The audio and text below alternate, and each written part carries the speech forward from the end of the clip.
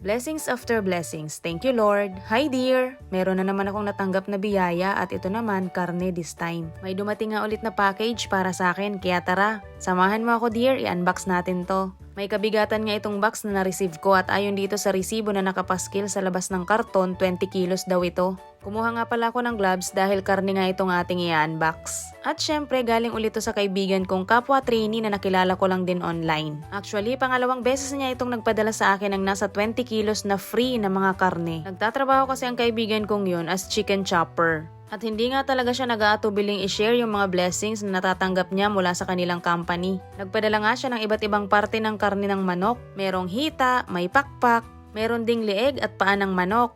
At meron din siyang pinadalang marinated na ready to fry.